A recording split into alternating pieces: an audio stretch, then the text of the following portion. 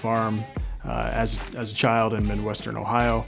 I was always interested in the built environment, looking at how things are constructed. When I was a little kid, there was a homestead log cabin on our farm. That cabin was disassembled and moved by my uncle onto his property. My dad wrote a permission slip to the principal to excuse me from school for a few days for me to have that kind of a memory. Craft in America was something that was very important to me. It was worth me changing the direction of my life to pursue.